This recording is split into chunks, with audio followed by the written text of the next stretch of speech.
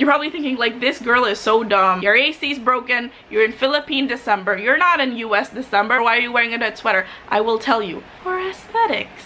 Yes.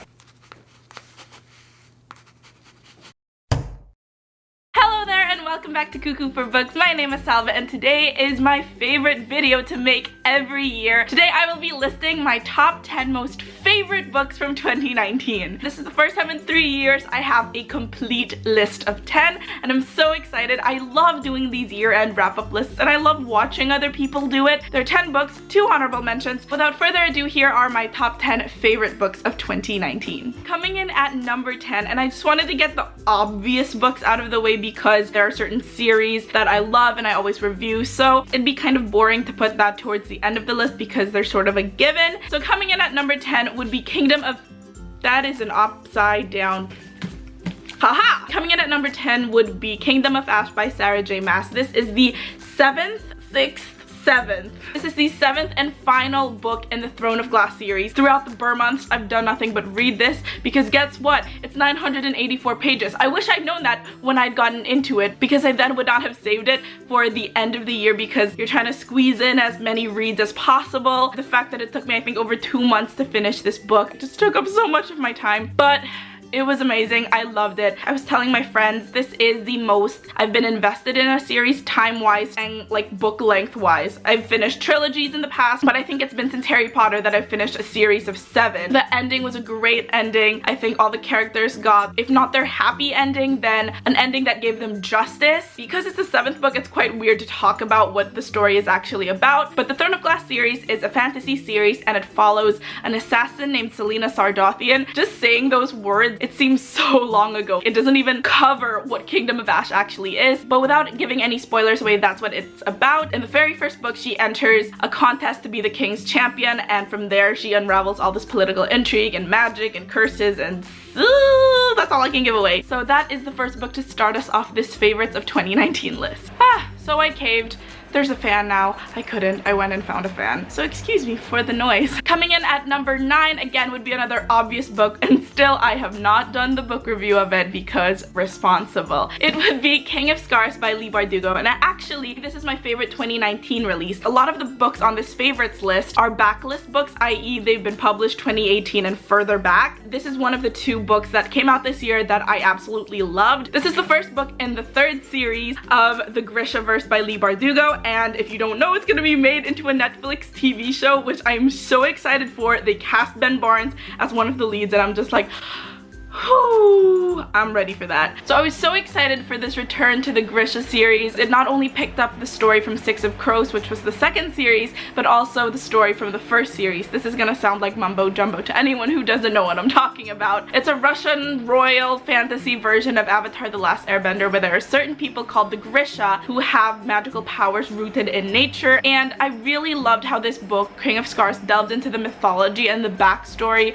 of the powers. I just loved getting to know the world more, and I can't wait for the fact that it's gonna be a Netflix show, and I hope the series goes on long enough to tackle the 3rd series because it is quite down the line of Succession in terms of plot lines to tackle. I think it's been pretty consistent over the past years that whenever Leigh or Cassandra or Sarah J. Maas, they get mixed opinions. Some people hate them, some people love them. I personally really do enjoy their books. Politics aside, I like their stories. So it's almost a given that their books will show up on my favorites of the year list, and this year is no different. Finishing off the trifecta would be Cassandra Clare's book, Not Queen of Air and Darkness. One of my favorites this year would have to be Cassandra Clare and Wesley Chu's The Red Scrolls of Magic, and this is a spin-off off of the main Shadowhunters franchise. Think of it as the Rogue One of the Star Wars franchises. I never picked them up because I tried reading the Bane Chronicles, I didn't love it. I DNF'd Tales of the Shadowhunter Academy, so on a whole, it was kind of a bad track record so far with her spin-offs, and this year my friend gave me an arc of this, and I was like, sure, why not? Let's read it. Loved it. I was so surprised. It turned out to be more of a mystery, like a murder mystery throughout Europe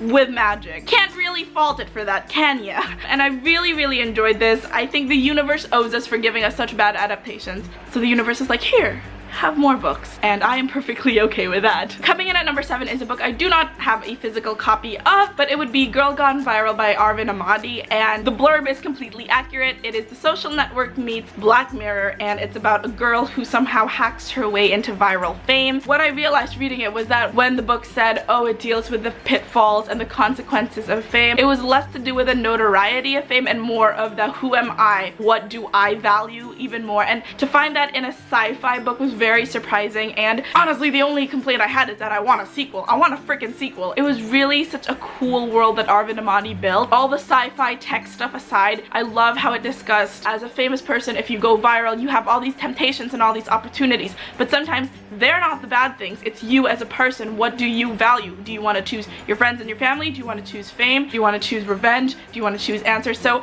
I loved how it delved into that. I also did a full-length review of it for the blog tour, which I'm going to leave above for you guys to watch. The other 29 release that I absolutely loved, it would obviously have to be Patron Saints of Nothing by Randy Rabai. It's a story about a Phil Am named Jay who flies home to the Philippines after he finds out that one of his cousins was killed in the government's drug war, and he tries to find out what the heck is going on, why there are all these extrajudicial killings happening. Honestly, it's one of the most meaningful books I've ever read. Seeing your country or your people's problems there in black and white, knowing that it's meant to be consumed by a global audience, just, it does something to you, and I don't know if it's a good feeling or a bad feeling or a horrible feeling, but it moved me, and I think that's what books are supposed to do. Another favorite I would have for this year would be The Cruel Prince by Holly Black. Everyone on social media, on book Twitter, talks about it. Everyone on booktube, everyone is on this series. So I finally read it for myself to give it a shot, and I was really surprised by how much I liked it. I went into it thinking, oh no, this is the next Twilight where everyone loves it, and I'm like, meh.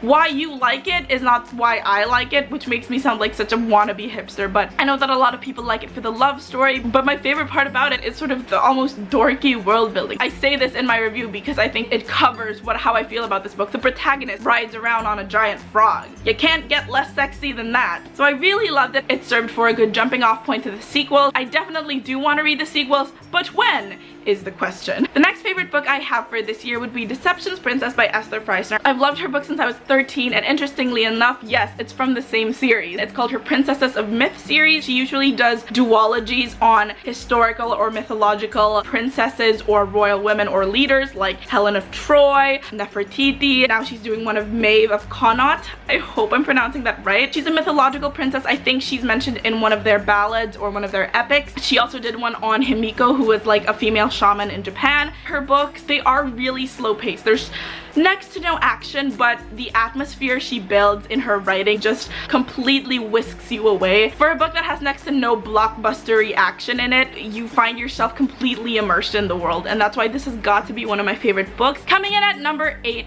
would be the most recent book I've actually finished. So it just made it in the nick of time, on the buzzer. I don't really know sports terms, so I honestly don't know what I'm saying. It would be The Beautiful by Renee Ahdieh, and this is my first vampire romance book in about 10 years, believe it or not. It's set in late 19th century New Orleans. That is a mouthful. It follows the story of Celine, who moved to the States from France, and she's running away from a dark secret that we don't know yet. And she gets caught up in this dark world of like vampires, but she doesn't really know they're vampires, and it's mystery and magic. And there's also a serial killer on the loose. One of my favorite tropes. I love serial killer mysteries because I grew up on a steady diet of Criminal Minds and Law & Order Special Victims Unit. I would compare this to Stalking Jack the Ripper. If you're a fan of Stalking Jack the Ripper, you might like this. I was not, but I say it because this is for me the better version of Stalking Jack the Ripper, which is an unpopular opinion. I know a lot of people like that series. My only qualm about it would be, and I'm not sure if they fix this in the final draft because this is actually an arc that Fully Booked sent me earlier this year, I have a feeling there should be a trigger warning because there are graphic details of sexual assault. Other than that, you know, they might have fixed it in the final print, but other than that, I really enjoyed it. Sets us up for, I think, a way better sequel than this. I really do feel that the sequel of this will surpass my love for this. The last book I loved right before we go into the honorable mentions of this year, it would be The Silent Companions by Laura Purcell. This is a gothic horror novel, and it scared the living bejesus out of me, but I loved it so much. It's about a young woman who married like this billionaire. Rich dude mysteriously dies, and she gets shipped off to his old manor in the countryside to await the birth of her child. Within the manor, there are these statue-like things called The Silent Companions. She's like, why do you guys have this? This is weird.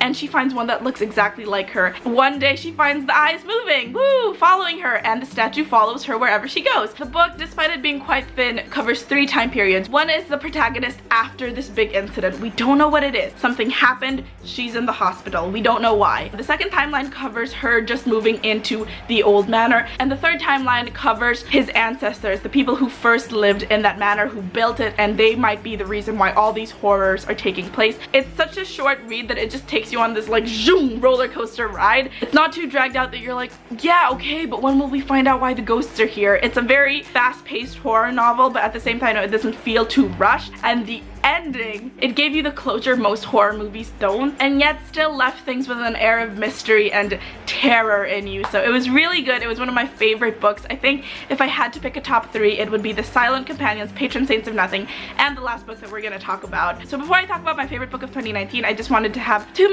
memorable mentions, 2 honorable mentions on my list. The first would be One Night at the Palace Hotel by Bianca Mori. At Feels Fest, they announced the Alta anthology, so I was like, ooh, I'm a prep for that. I want to feel fancy, so I read this while waiting for the Alta to come out. I really enjoyed it. I think Sam might be my favorite LI that I've read so far. This also includes the short story that was published in Make My Wish Come True, the Christmas anthology. I just love Cora and I love Sam. I know they're not technically together, they're part of 2 different stories, but I love them so much, and whoo!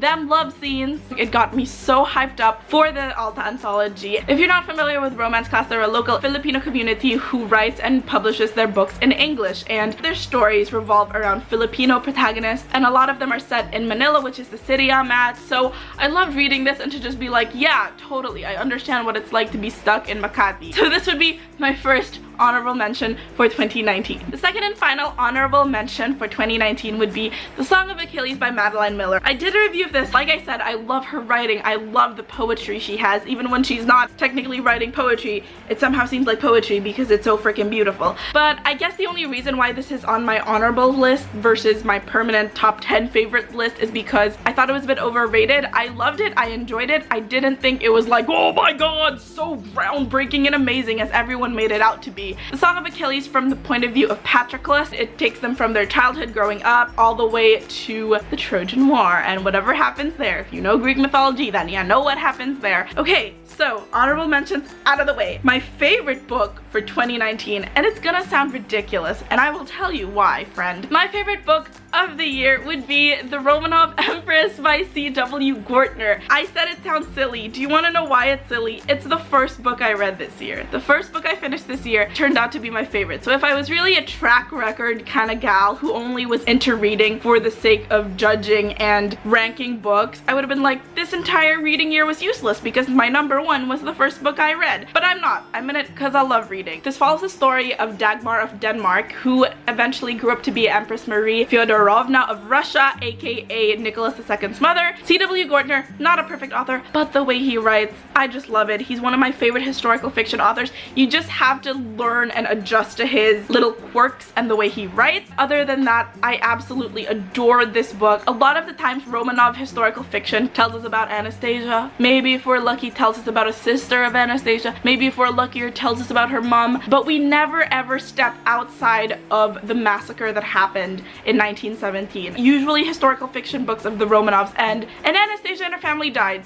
The end. To actually see the massacre take place and to see the Russian Revolution take place from the eyes of someone who survived it, I love this take on it, and that's why it's one of my favorites. No, take it back. That's why it's my favorite book of 2019. You guys know I love historical fiction, I like royal fiction, I like Romanov, non-fiction and fiction, and you know what? I freaking love gowns on cover, so if I had to pick the most on-brand book for me, twould be this. And that about does it! Not just for this video, but for 2019. It's been a fun reading year. I definitely will vow to do more or to be more consistent, and I will definitely vow 2020, we ain't picking up any books that are longer than 800 pages. We're just not gonna do it. I want to read as many books as possible. Them thick books just get in the way. You can follow me on my other bookish adventures on Twitter. I'm at Cuckoo for Books. On Instagram, I'm at Cuckoo for Books, and I'm also at Salva Villarosa. If you're a booktuber, I want to see your videos. Leave a link down below. Leave a comment what your favorite books are. If we share any of our favorites this year, please subscribe, and I will see you guys in 2020. Happy holidays, guys, and I'll see you guys soon.